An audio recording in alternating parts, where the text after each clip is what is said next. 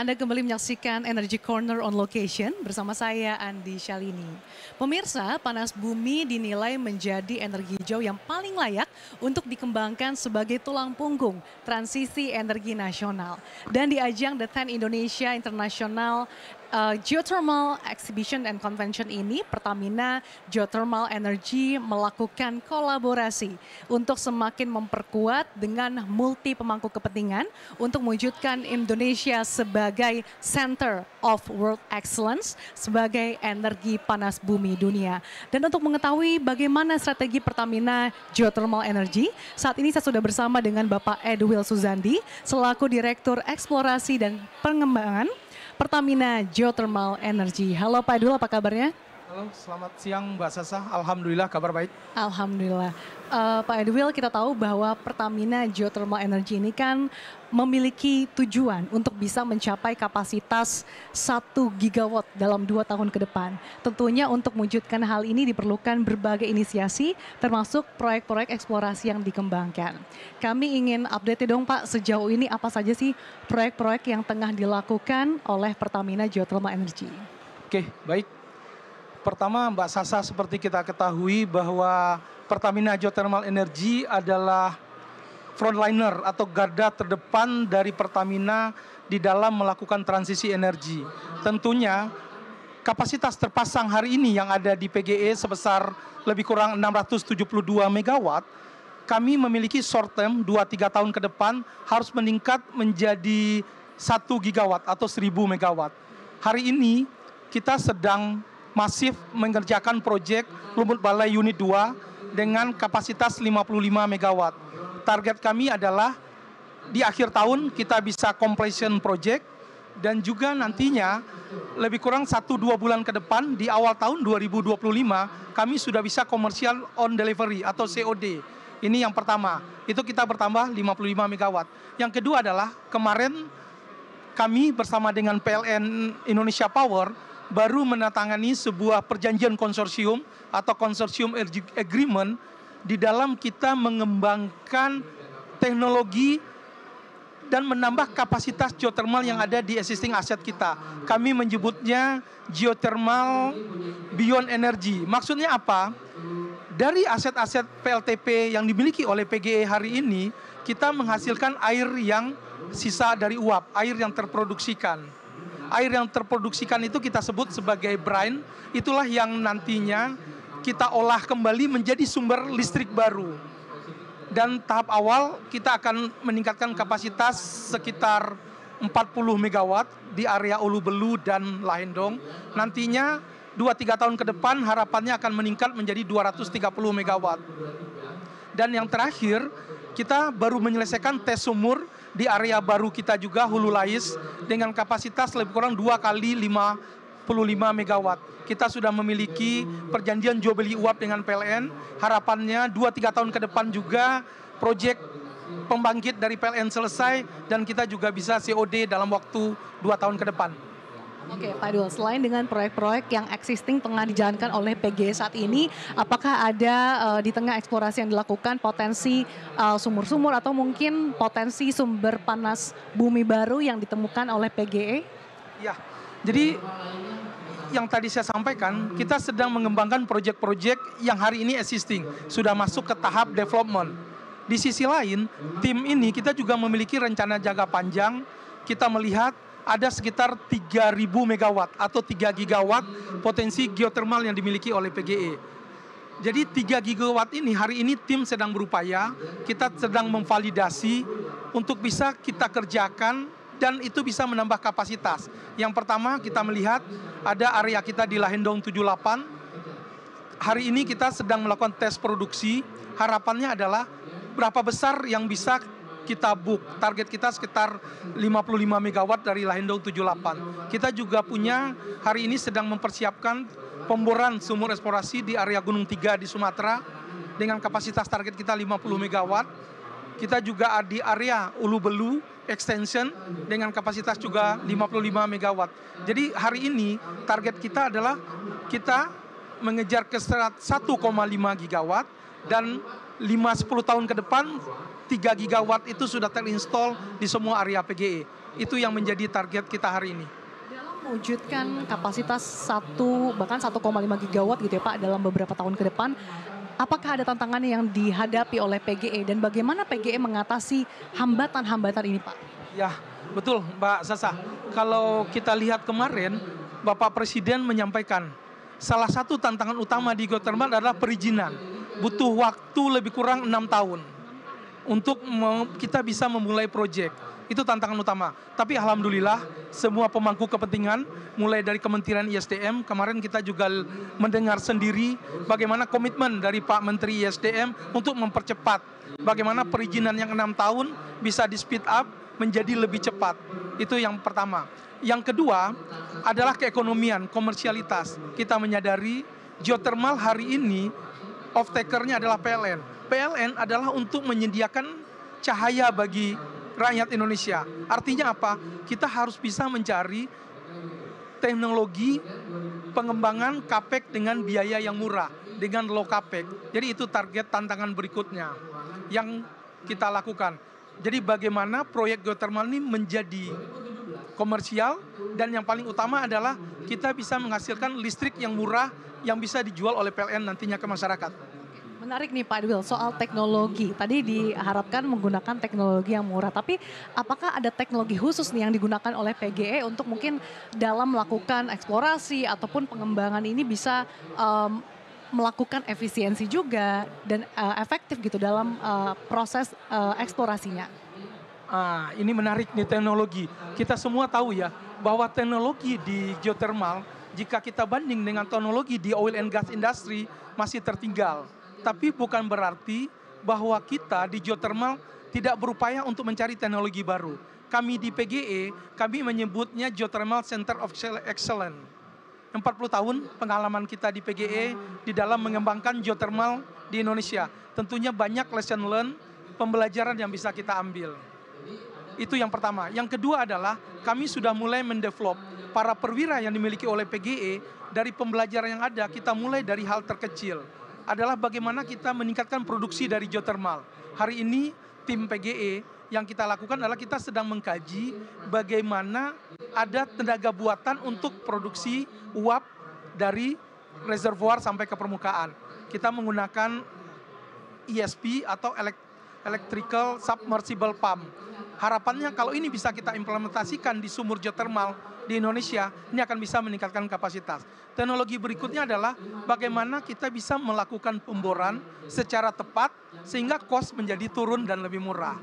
Teknologi berikutnya adalah bagaimana power plant bisa kita tingkatkan TKDN-nya sehingga komponen-komponen tertentu tersebut bisa kita kembangkan di Indonesia.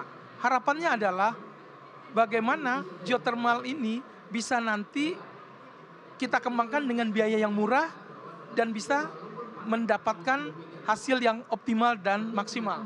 Ini ada beberapa teknologi masih dalam kajian gitu ya Pak. Apakah nanti akan diimplementasikan di seluruh wilayah dari PGE atau seperti apa? Pasti. Yang pertama karena PGE memiliki wilayah kerja mulai dari Sumatera, Jawa bagian barat, dan Sulawesi bagian utara. Tentunya itu yang menjadi pilot kita. Hari ini para perwira PGE sudah mengembangkan, kita menyebut flow meter atau flow to max.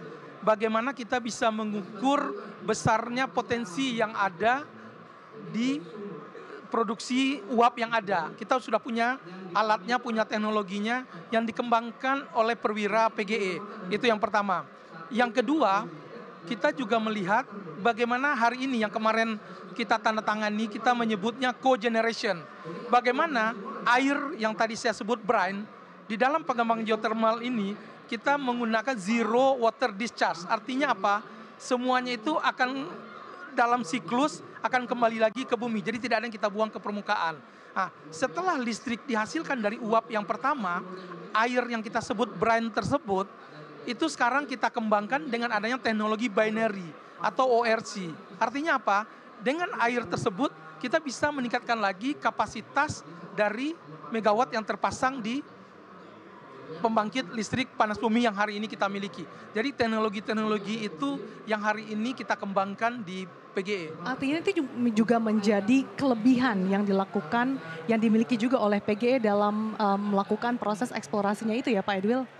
Betul, bagi PGE 40 tahun tadi yang saya sampaikan, tentunya Center of Excellence, Geothermal Center of Excellence yang kita kembangkan ini harapannya itu tidak hanya memberi nilai tambah bagi PGE, tapi juga bagi industri geothermal Indonesia. Bagaimana 40 tahun pengalaman kami itu bisa mendukung dalam upaya kita green energy. 1 megawatt kita bisa mereduksi, mengavoid lebih kurang 5.000 CO2. Jadi artinya apa?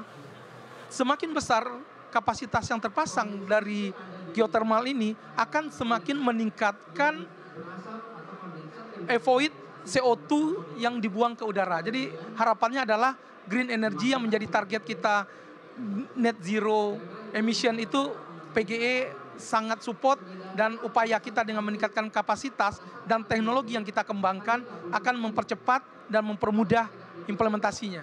Selain dari UAP, apakah memang ada potensi nilai tambah yang bisa dihasilkan dari eksplorasi dari panas bumi ini Pak? Tentu, yang pertama itu karena nilai tambah tentunya harus ada baseline-nya. Baseline-nya adalah listrik. Nah, tadi saya sempat menyinggung Mbak Sasa, kita ada yang namanya geothermal beyond energy. Artinya apa? Selain tadi cogeneration binary ORC, dari air buangan yang diproduksikan dari pembangkit, itu bisa kita jadikan pembangkit tambahan. Itu bisa menambah kapasitas sekitar 20-30%. Selanjutnya, kita saat ini sedang melakukan kajian, ada lagi ikutannya. Ikutannya apa? Bisa green hydrogen, kita bisa silika, kita bisa amoniak, dan beberapa teknologi hijau lainnya yang bisa mensupport added value dari geothermal ini. Termasuk diversifikasi juga ya Pak? Pasti. Dan juga hari ini kita sedang mengkaji bagaimana geothermal ini juga bisa mensupport green data center. Nah, jadi ini upaya-upaya yang hari ini kita lakukan, bahwa geothermal beyond energy adalah campaign kita, bahwa geothermal tidak hanya menghasilkan listrik, tapi dari listrik itu ada added value yang bisa kita kembangkan. Diversifikasi itu keywordnya. Oke. Selain diversifikasi, tentunya kolaborasi juga diperlukan ya Pak untuk bisa mewujudkan tadi 1 gigawatt dalam beberapa tahun ke depan. Boleh dikasih gambaran Pak sejauh ini seperti apa bentuk kolaborasi atau kemitraan bersama dengan lembaga penelitian atau mungkin perusahaan-perusahaan lain? Ya, hari ini kita ada di Forum Internasional Indonesia Geothermal Conference Exhibition. Ini adalah bagian kolaborasi antara pemerintah, EBTKE, Kementerian ISDM, dengan Asosiasi Panas Bumi Indonesia.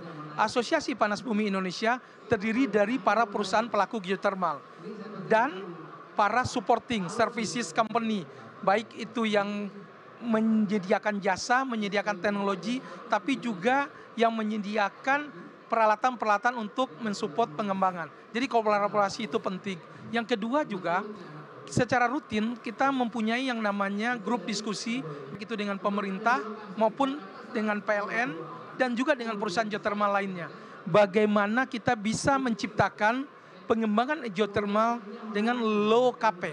Bagaimana kita bisa membuat energi yang dihasilkan oleh geothermal bisa menghasilkan lebih banyak lagi manfaat di dalam upaya green energy.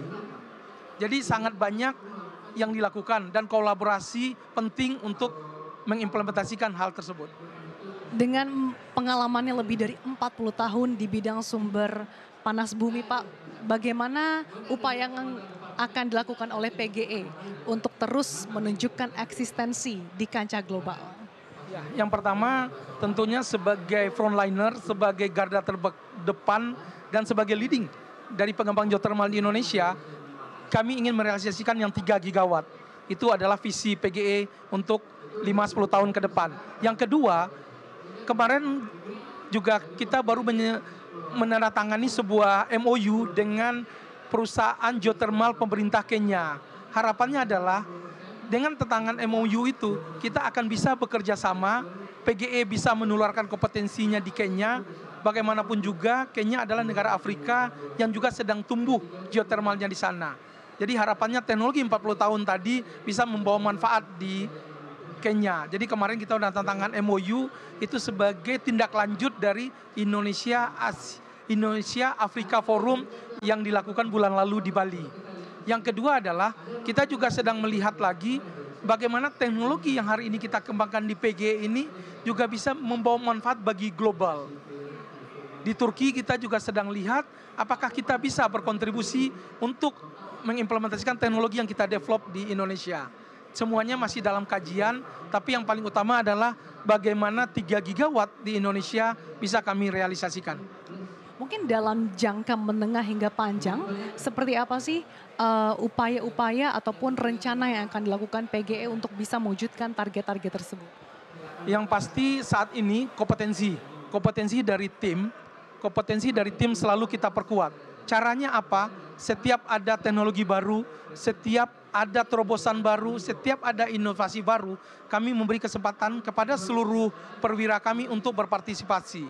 Seperti 2 bulan ke depan akan ada 4 perwira kita yang akan mempresentasikan paper hasil inovasi yang dilakukan oleh PGE di forum internasional, tepatnya di luar negeri, di Hawaii, Amerika.